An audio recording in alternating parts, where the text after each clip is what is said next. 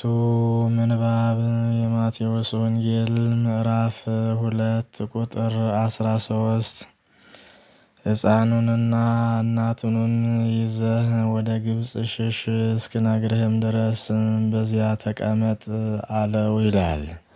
ጌታችን በቤተልሔም በተወለደ ጊዜና ሄሮድስ በቅናት ተነሳስቶ ሊገድለው በፈለገ ጊዜ መልአኩ በሕልም ተገልጦ ዮሴፍን ሄሮድስ ሕፃኑን ለመግደል የሚፈልግ መሆኑን በመግለጽ ሕፃኑንና እናቱን ይዞ በሌሊት ወደ ግብጽ አገር እንዲሸሽ የነገረው መሆኑን ንባቡ ያስረዳል። መጽሐፍ ቅዱስ የሚያስተምረን ጌታችን ኢየሱስ ክርስቶስ ሁሉን ማድረግ የሚችል አምላክ መሆኑን ነው። ሄሮድስም እንደማንኛውም ሰው የተፈጠረ የሚታመምና የሚሞት ሰው መሆኑን እናውቃለን። እዚህ ላይ የሚያስገርመው ነገር ቢኖር አሳዳጁ ፍጡር ተሳዳጁ ፈጣሪ አምላክ መሆኑን ነው። ነገሩ በደንብ ያልገባው ሰው እንዴት ሊሆን ይችላል? እንዴትስ ፈጣሪ አምላክን በፍጡር ምክንያት ይሰደዳል? የሚል ጥያቄ ሊያነሳ ይችላል።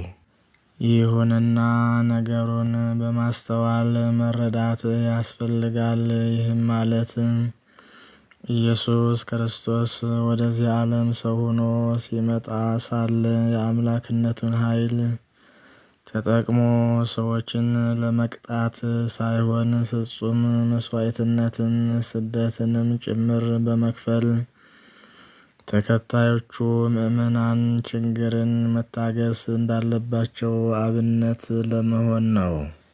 ይህ አይነት ድርጊት በዘመነ ሥጋዌው የፈጸመው ጠቅላላ የማዳን ሥራው ነው። ለዚህም ነው ከደቀ መዛሙርቱ 2 ዮሐንስና ያዕቆብ ሰዎችን በአምላካዊ ኃይሉ እንዲቀጣላቸው በጠየቁት ጊዜ አይቻልም፣ እኔ የመጣሁት ሰዎችን ለማዳን እንጂ ለማጥፋት አይደለም። ጥፋቱንማ መቼ አጥተውት? አሁንስ በኃጢአታቸው እየተቀጡ አይደለምን? ነገር ግን ይህንን ቅጣት በእኔ ቤዛነት ለማስቀረት ነው የመጣሁት በማለት መልሶላቸዋል። የሉቃስ ወንጌል ምዕራፍ 9 ቁጥር 54። በሌላም በኩል ጠላቶች በተነሱብን ጊዜ ከተቻለ መከራውን መታገስ፣ ካልሆነም ደግሞ ከነሱ መሸሽ እንጂ ለመበቀል መነሳሳት ተገቢ አለመሆኑን አርአያ በመሆን ሊያስተምረን ስለፈለገ ወደ ግብጽ ሸሸ።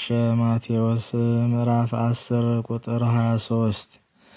ስለዚህ ክርስቲያኖች ከሰዎች የሚሰነዘርባቸውን መከራ ከቻሉ መታገስ፣ ካልቻሉ መሸሽ እንጂ እንበቀላለን ብለው ጥፋትን በጥፋት ሊመልሱ አልተፈቀደላቸውም። በቀል የኔ ነው፣ እናንተ ግን ከመካከላቸው ውጡ፣ ከእነርሱም ተለዩ ብሎናልና። ሁለተኛ ቆሮንቶስ ምዕራፍ 6 ቁጥር 18።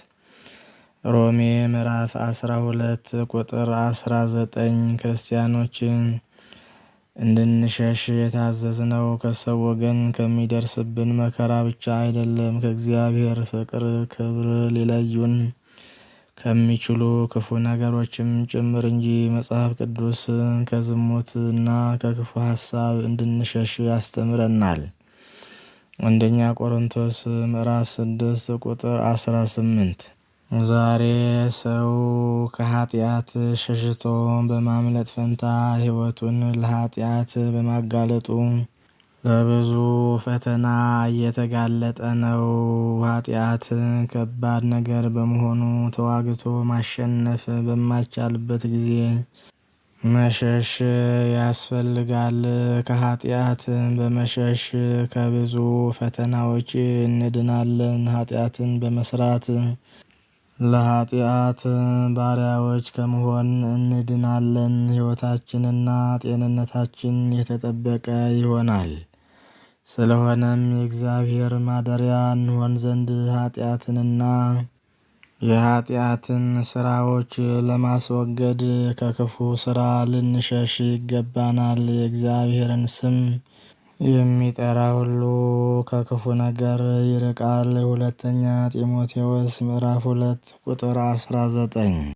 አምላካችን እግዚአብሔር ከኃጢአትና ከክፉ ስራ ርቀንና ሸሽተን ንስሐ ገብተን ቅዱስ ሥጋውን ክቡር ደሙን ተቀብለን የመንግሥቱ ወራሽ የስሙ ቀዳሽ እንድንሆን በቸርነቱ ይርዳን። አሜን።